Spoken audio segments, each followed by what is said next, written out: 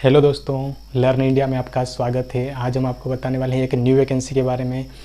मई में जितनी भी वैकेंसियाँ निकल के आने वाली है, टोटल 6 वैकेंसी निकल के आने वाली है। तो इसके बारे में हम आपको सारी डिटेल में आपको इस वीडियो में बताने वाले हैं। जितनी भी वैकेंसी मई नेक्स्ट मंथ में निकल के आ रखी है, जिसके नोटिफिकेशन आने वाले हैं, जिसके फॉर्म अभी अप्लाई होने हैं और कितनी वैकेंसी आ रखी है, सारी डिटेल में हम बात करेंगे। कब लास्ट डेट रहने वाली है, क्या एग्ज़ाम पैटर्न है, सिलेबस है, सारी डिटेल में हम आपको बताने वाले हैं। टोटल 6 वैकेंसी आने वाली है, तो इसके लिए बिल्कुल आपको पूरी तरह से हम बताने वाले हैं। तो बिल्कुल देखिए, सबसे पहले मैं आपको बता देता हूँ यहाँ पर UPSC CAPF central arm force police, central arm police force के द्वारा निकल के आ रखी है, जिसमें असिस्टेंट कमांडेंट के ऊपर पोस्ट निकल के आ रखी है। तो इसमें विभिन्न सीएपीएफ में विभिन्न पोस्ट होती है असिस्टेंट कमांडेंट की। जैसे अलग अलग डिपार्टमेंट होते हैं, बीएसएफ, एसएसबी, सीआईएसएफ और सीआरपीएफ और आईटीबीपी, इस प्रकार इनमें सभी में अलग अलग प्रकार से वैकेंसियाँ निकल के आ रखी है। तो बात कर लेते हैं कि इसकी स्टार्टिंग डेट कब से रहने वाली है। तो बता देता हूँ, स्टार्टिंग डेट जो रहने वाली है वो आपकी 26 अप्रैल से इसके फॉर्म अप्लाई होने स्टार्ट हो रहे हैं। और इसकी लास्ट डेट जो रहने वाली है वो 14 मई रहने वाली है। 14 मई 2024 इसकी लास्ट डेट रहने वाली है। और इसकी एग्ज़ाम डेट की बात करें तो इसकी एग्ज़ाम डेट जो रहने वाली है वो 14 अगस्त 2024 इसकी एग्ज़ाम डेट रहने वाली है। तो बिल्कुल आपको तैयारी करने का पूरी तरह से मौका मिल जाएगा, 2-3 महीने का समय मिल जाएगा। तो आप इसकी तैयारी बेहतरीन तरीके से कर सकते हैं। और इसकी एग्ज़ाम फीस जो रहने वाली है वो बिल्कुल बता देते हैं। तो आपकी जनरल और ओबीसी वालों की 200 रुपये फ़ीस चार्ज रहेगी और एसटी एससी वालों के लिए कोई भी फ़ीस चार्ज नहीं रखी गई है। तो बात कर लेते हैं इसकी टोटल वैकेंसी कितनी आ रखी है। तो टोटल वैकेंसी जो आ रखी है वो 506, टोटल वैकेंसी 506 निकल के आ रखी है।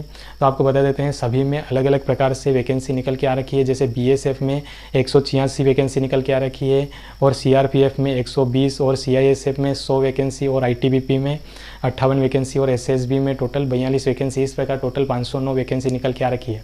तो एज लिमिट जो होने वाली है, इसके लिए एज लिमिट यदि आपकी 1 अगस्त 2024 तक आपकी 20 ईयर से 25 ईयर एज हो जाती है तो आप इसके लिए अप्लाई कर सकते हैं। और इसके लिए एजुकेशन क्वालिफिकेशन जो रहने वाला है वो पूरी तरह से बैचलर डिग्री, यदि आपने किसी भी यूनिवर्सिटी से बैचलर डिग्री आपने कंप्लीट कर रखी है तो आप इसके लिए आसानी से अप्लाई कर सकते हैं। तो अब हम सेकंड नंबर की वैकेंसी की बात करने वाले हैं। तो सेकंड नंबर की वैकेंसी जो निकल के आ रखी है वो आरआरबी के द्वारा निकल के आ रखी है। RRB RPF railway protection force के द्वारा निकल के आ रखी है वैकेंसी।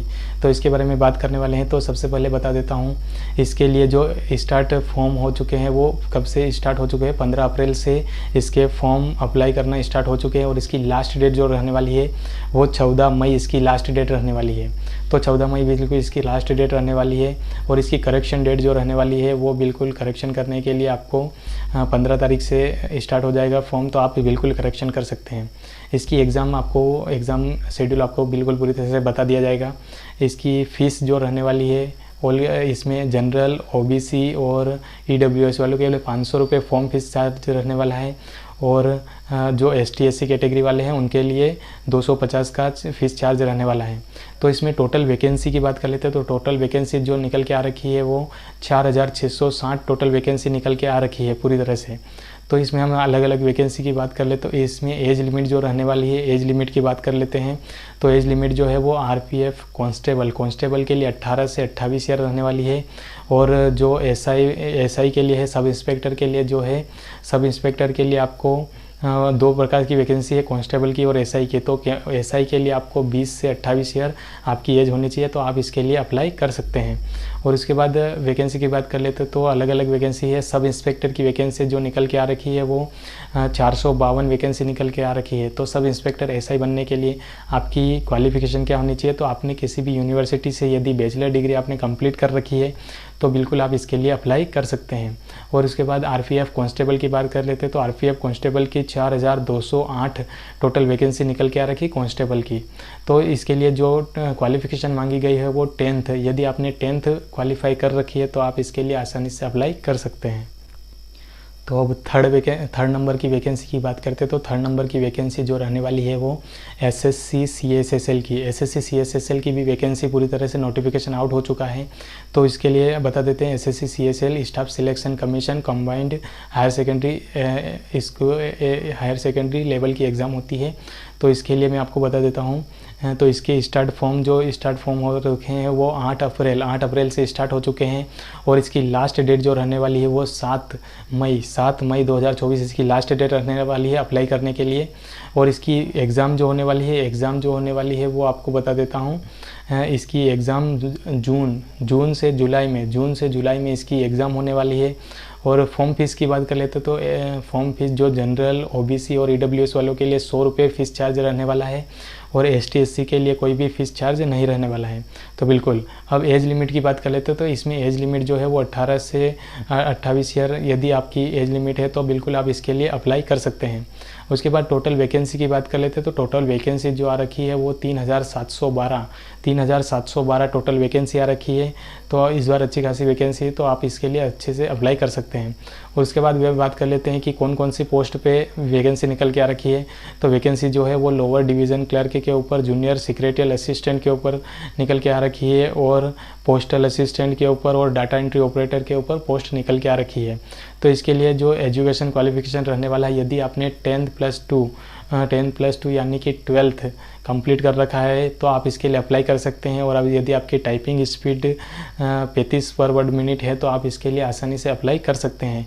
तो बिल्कुल आप टाइपिंग भी आपकी स्पीड नहीं आ रही है तो भी आप बिल्कुल इसकी एग्ज़ाम दे सकते हैं। इसकी टाइपिंग आपको 1-2 महीने एग्ज़ाम होने के 1-2 महीने बाद कराई जाएगी तो आप बिल्कुल आसानी से टाइपिंग सीख सकते हैं।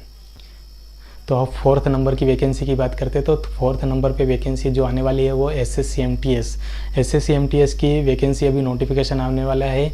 बिल्कुल 5 तारीख को इसका नोटिफिकेशन आ जाएगा। तो इसके फॉर्म 5 मई को इसका नोटिफिकेशन आएगा। इसके फॉर्म जो है वो 7 मई से इसके फॉर्म बिल्कुल अप्लाई करने स्टार्ट हो जाएंगे। अभी तक इसका नोटिफिकेशन नहीं आया है लेकिन इसके एग्ज़ाम कैलेंडर में दे रखा है। तो 7 मई से इसके जो फॉर्म भराने हैं वो अप्लाई करना स्टार्ट हो जाएगा। इसकी लास्ट डेट जो रहने वाली है SSC-MTS की जो रहने वाली है वो बिल्कुल आपकी 6 जून इसकी लास्ट डेट रहने वाली है। तो बिल्कुल आप इसके लिए अप्लाई कर सकते हैं। इसके लिए कोई भी क्वालिफिकेशन ज़्यादा होती नहीं है। स्टाफ सिलेक्शन इसमें SSC इसकी एग्ज़ाम कराती है। MTS मल्टीटास्किंग स्टाफ फोर्स होती है, स्टाफ की वैकेंसी होती है। तो आप इसके लिए आसानी से अप्लाई कर सकते हैं। और इसकी एग्ज़ाम जो होने वाली है वो जुलाई अगस्त में इसकी एग्ज़ाम कराई जाएगी। तो बिल्कुल इसका एग्ज़ाम पैटर्न भी आसान होता है। तो आपको बता देता हूँ इसमें आपकी फॉर्म फीस जो रहने वाली है वो जनरल, ओबीसी और ईडब्ल्यूएस वालों के लिए 100 रुपये और एसटी एससी वालों के लिए बिल्कुल कोई भी फ़ीस चार्ज नहीं रहने वाला है। इसका अभी नोटिफिकेशन पूरी तरह नहीं आया है लेकिन फिर भी मैं आपको बता देता हूँ इसकी बिल्कुल आप जब नोटिफिकेशन पूरी तरह से आ जाएगा तब आपको पूरी तरह से वैकेंसी बता दी जाएगी। तो आप इसके लिए भी आसानी से अप्लाई कर सकते हैं। 7 तारीख से इसका नोटिफिकेशन बिल्कुल आ जाएगा। तो अब 5th नंबर की वैकेंसी की बात करेंगे तो 5th नंबर की वैकेंसी जो निकल के आ रखी है वो यूपी ट्रिपल एससी के ऊपर निकल के आ रखी है, जिसमें जूनियर इंजीनियर की वैकेंसी निकल के आ रखी है। तो इसके फॉर्म जो है वो 7 मई से इसका नोटिफिकेशन भी पूरी तरह से आ गया है। तो इसकी 7 मई से इसके फॉर्म अप्लाई करने हैं और इसकी लास्ट डेट जो रहने वाली है वो 7 जून लास्ट डेट रहने वाली है। तो ये पोस्ट जो है वो जूनियर इंजीनियर वालों के लिए, एडीओ के लिए निकल के आ रखी है, असिस्टेंट डेवलपमेंट के लिए निकल के आ रखी है। तो इसके लिए आप अप्लाई कर सकते हैं। इसकी एग्ज़ाम डेट, इसकी वैकेंसी की बात कर लेते हैं। टोटल वैकेंसी जो है वो 2847 टोटल पोस्ट निकल के आ रखी है। तो आप आसानी से इसके लिए अप्लाई कर सकते हैं। इसकी एजुकेशन क्वालिफिकेशन जो रहने वाली है, यदि आपने बैचलर डिग्री में बैचलर ऑफ इंजीनियरिंग या इंजीनियरिंग में डिप्लोमा कर रखा है तो आप इसके लिए आसानी से अप्लाई कर सकते हैं। इसकी एज जो रहने वाली है वो बिल्कुल 18 से 28 ईयर रहने वाली है। तो आप इसके लिए आसानी से अप्लाई कर सकते हैं।